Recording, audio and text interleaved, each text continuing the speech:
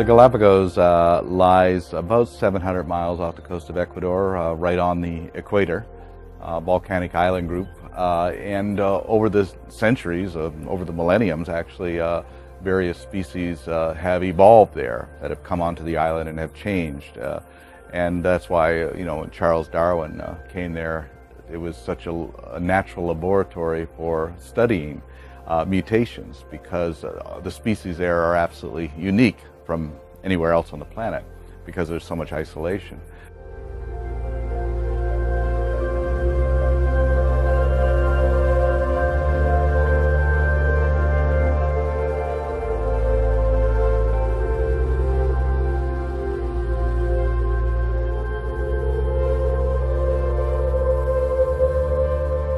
The oceans really are the repository of biodiversity on this planet, and it's the living oceans that make it possible to have life on land. If we diminish diversity in our oceans, then we diminish our ability to survive overall on the planet.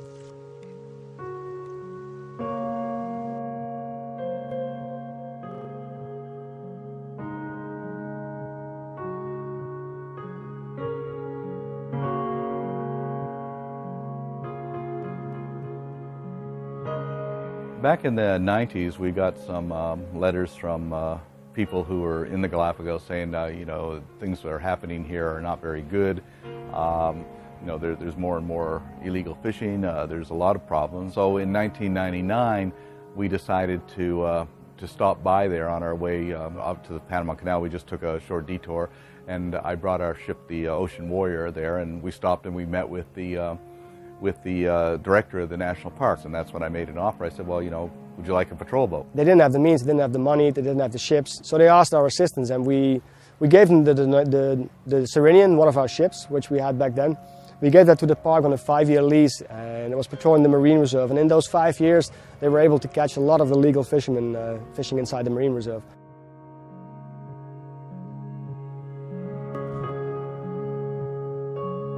Fishermen have devastated ecosystems all around the planet, and now the richest ecosystems, the ones that are so attractive to them, are the marine reserves. Not just the Galapagos, Cocos Island, Mapello Island, islands all over the world where they've actually been set aside as marine reserves.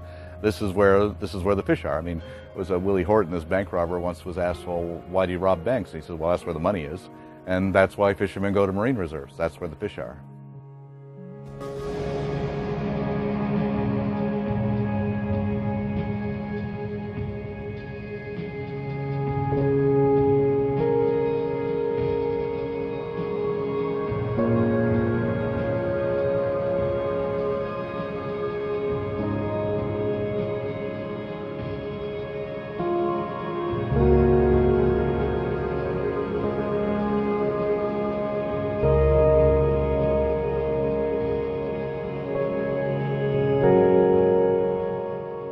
One of the biggest threats that the oceans face is shark finning, so the fishing for the fins of sharks. All over the world they are hunting down these magnificent creatures, and they bring them on board and they simply cut off their fins, their tail fins, their dorsal fins, and throw the rest of the animal away, sometimes alive.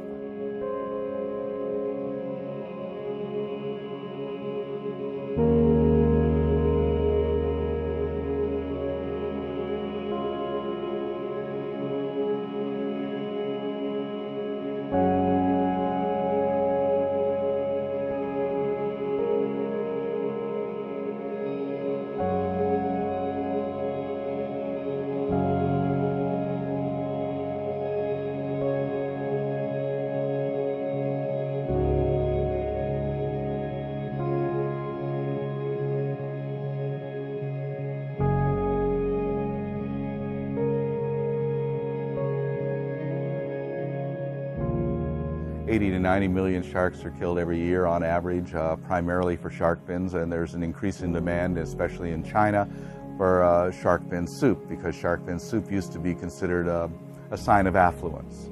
And with more and more affluence growing in China, more and more people want to impress each other by having the status symbol dish. And so once where it was the dish of the very, very wealthy, it's now becoming a rather common dish.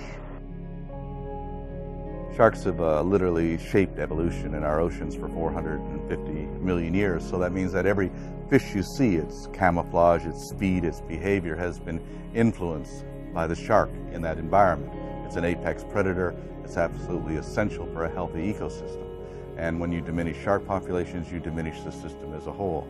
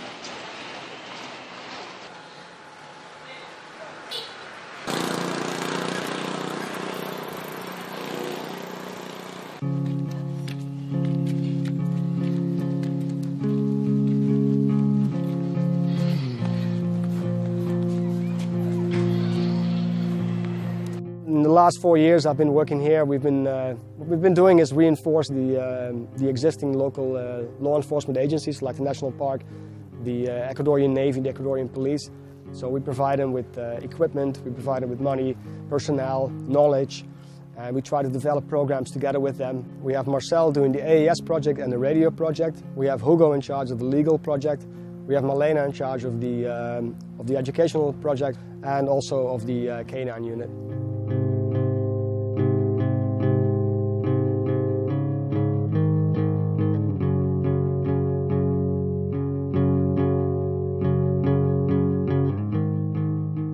The canine unit was founded in 2008, and one of the reasons that we founded it was because we had some major busts of wildlife smuggling taking place on the continent in 2007.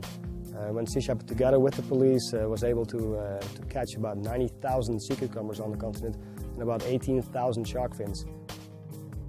Sea Shepherd, in cooperation with the police, the Ecuadorian police, helped them to set up this unit, which is unique in South America. It's the only unit that actually focuses on the detection of illegal wildlife.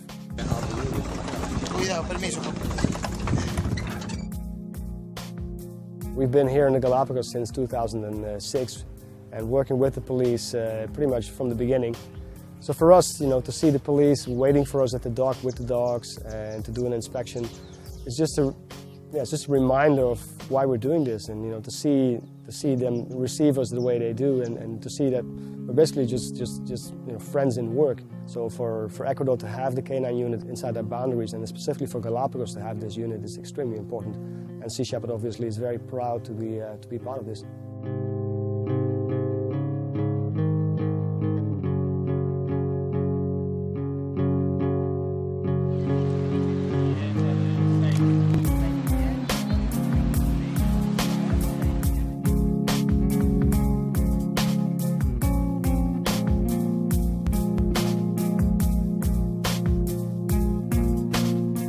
I am Malena Garcia. I'm from Ecuador. I was born in Quito, the capital of my country. We decided to work on environmental education because we believe that if we do not educate the people, if we do not inform the people what's happening about the sharks, of course they will never know what they have to protect. Malena is doing a really important job here, educating the youth of Galapagos about the sharks, because we've worked in various projects trying to complement each other, and education is one of the pillars of our work here in the Galapagos. We went school by school, grade by grade, from children that are in the age from 8 to 14 years old.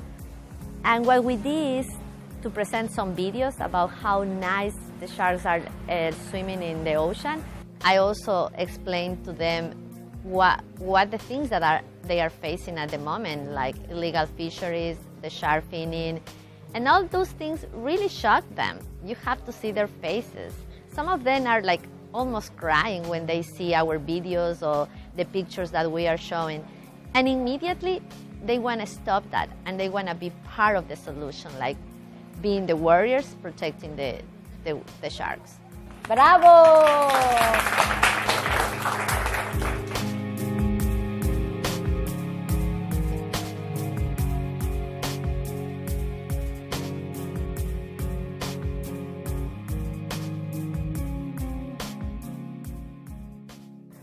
I chose to become an environmental lawyer simply because I have always been connected to nature. I live in a wonderful country full of life, full of biodiversity, and I respect that.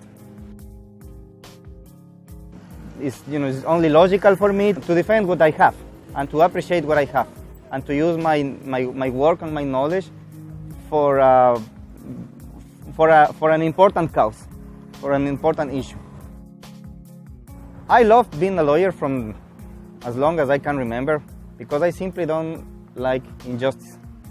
I believe in law enforcement and I believe in the power that people, not authority, that people, individuals have in changing things by using the law. Hugo is our legal advisor. He's an Ecuadorian lawyer who specializes in criminal environmental law. And he's one of the authorities in Ecuador when it comes to the application of criminal environmental law. So for us as Sea Shepherd to have an environmental lawyer, not only to target the problems that we have here, but also to be of advice to Sea Shepherd is extremely important. I have always had this interest of using criminal law as a tool for conservation. So it happens that Sea Shepherd shares the same interest. They want to protect the sharks here in the Galápagos. And I told him, well, it happens that I want to see the law being enforced. And if the law says that sharks have to be protected, well, let's join forces and work together for the same cause. And you got to realize Ecuador as a country is the first country in the world that has a constitution that gives actual rights to nature. So all the laws are in place, but what we're lacking at the moment is competent judges to apply these laws. And that's what we're trying to accomplish with the legal project.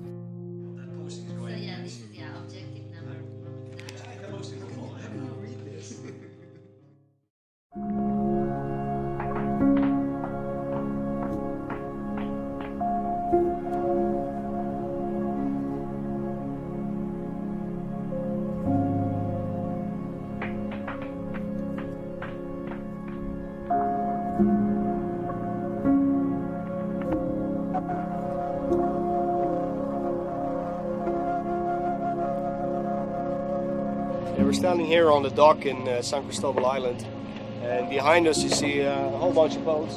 You see a Navy ship just over there. Next to the Navy ships there's the Marie 1, the shark finners that were caught a couple of months ago, and next to that is the Reina del Cisne. That's another shark finning boat that was caught a couple of days ago here in the Marine Reserve. About 8 miles inside the Marine Reserve, and they have about 70 sharks on board, and we're just about to go on board and see it for ourselves and get a first-hand account of the destruction that took place.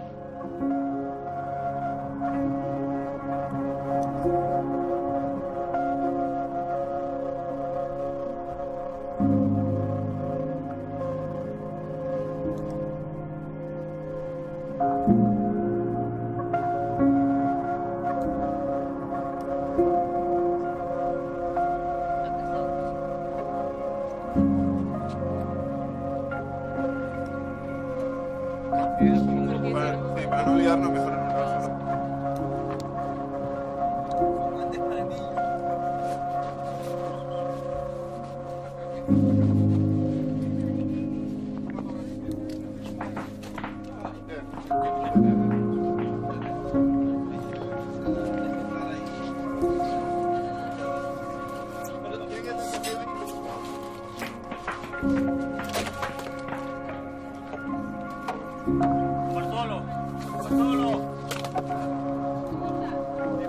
¡Vamos arriba!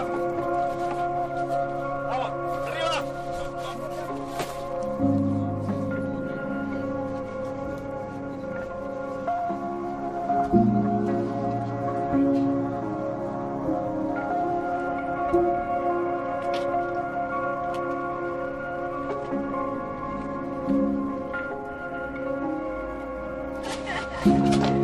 this is devastating. I mean, this is so sad. You know, it's like opening up a mass grave, because that's what it is. You just open up a mass grave, and all these corpses are coming out. And there's juveniles, there's adults, male, female. It's just completely indiscriminate, and it's a massacre. It's horrible.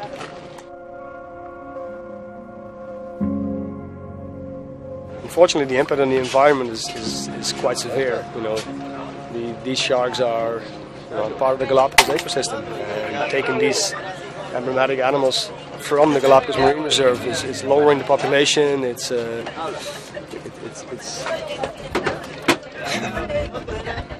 unbelievable. I mean, this is going to affect populations throughout the Galapagos of sharks. And this is not the only case. As you can see, next to us is the Marine number 1, which killed even more sharks. It's unbelievable.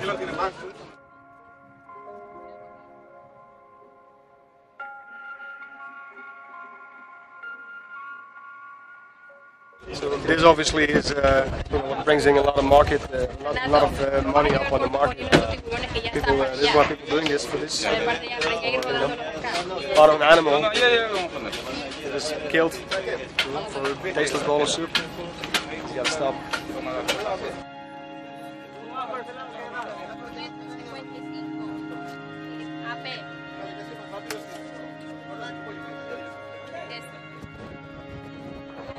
It's important to note that here is you have several state institutions working in coordination. That's very good because it makes them stronger. You have here the police, the environmental police, the judicial police. You have here the Navy, the National Park, and this act is being the leader is the prosecutor's office, the environmental prosecutor's office. So everybody is working together. All the details of these sharks are being written down, like what species, male, female, length. Samples are being taken, and now we're taking off the mooring lines that are being tied up to the other shark poacher next to us, and we'll take the ship about 10 miles out and return these animals, these beautiful animals, back to where they live. Unfortunately, we have to bury them.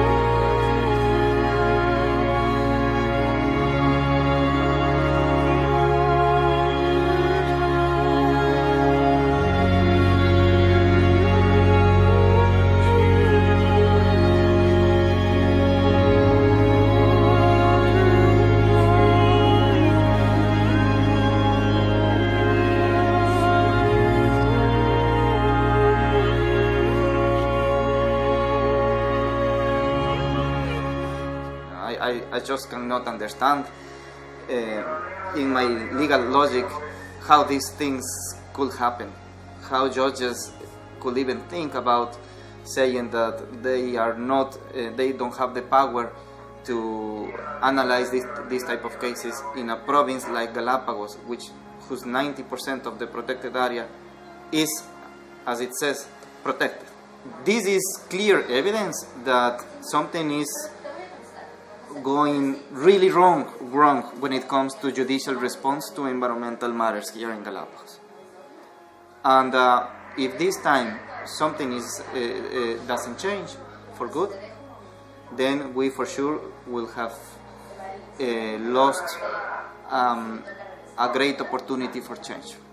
But I'm confident, I have to say, because this what has happened in the past months as far as judicial response of environmental cases gives clear evidence that there is a problem here that needs to be urgently, immediately addressed. As simple as that.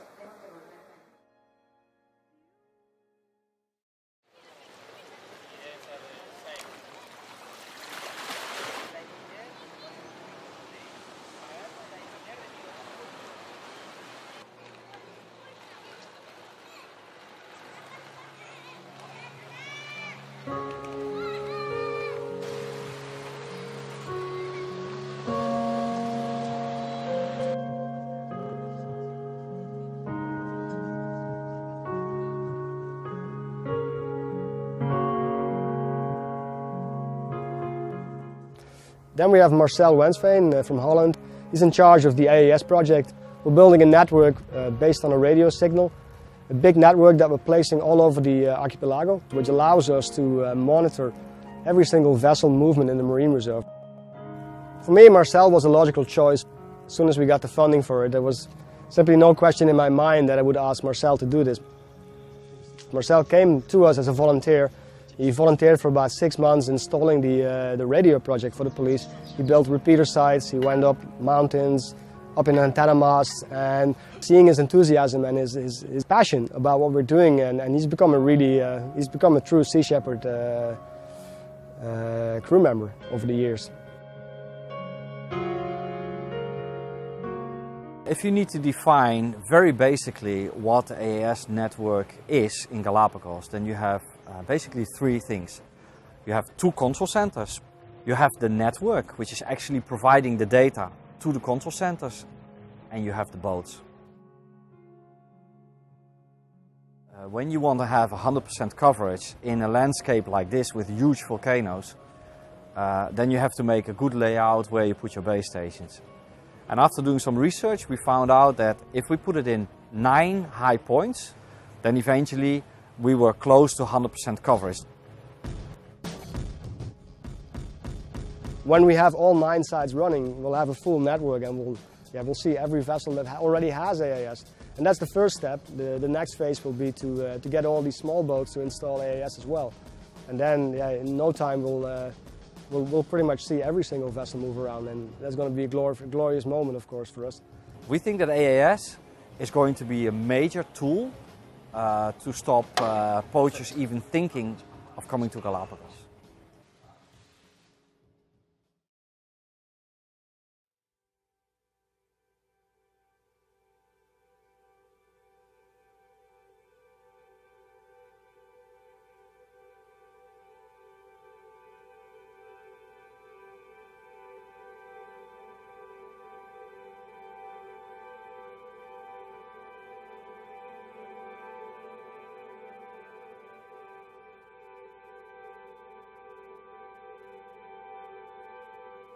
What's happening is that we officially include the Sierra Negra of the National Park Galápagos to the Sea Shepherd fleet.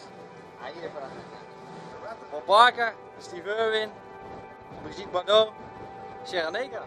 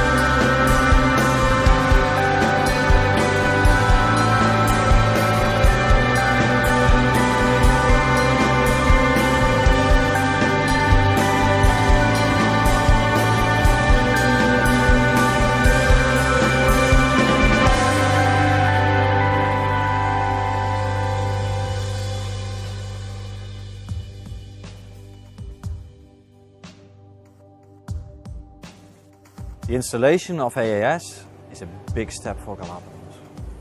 Is it safer for the animals? I think you can say yes. Is it clear to other people what the capabilities are for the park and for the marine? Yes, we will work on that one. We will tell them, if you come, we are going to see you. So better don't come.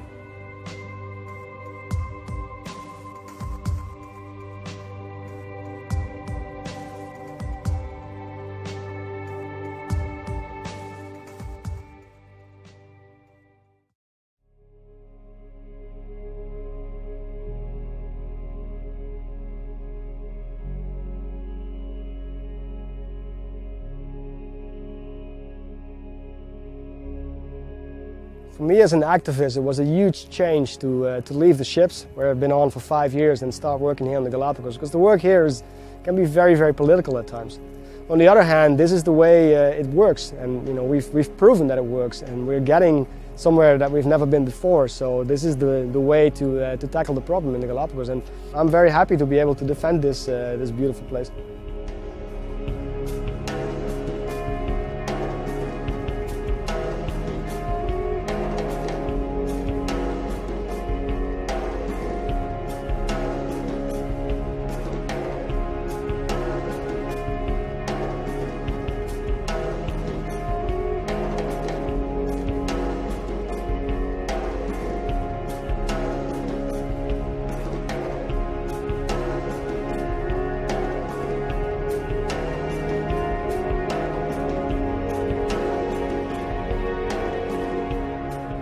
First of all, we have all the rules, the laws, the treaties, and regulations we need to protect our oceans. What we don't have is the motivation on the part of governments to enforce and uphold those laws. There simply is no profit in it. It's the tragedy of the commons. Anything out there offshore in that sort of no man's land of the oceans is a free-for-all. People do whatever they want. The problem is for the most part, it's out of sight and out of mind. People don't even think about it because we're land-dwelling creatures. But the oceans provide everything that makes life possible. It's really quite simple. If the oceans die, we die.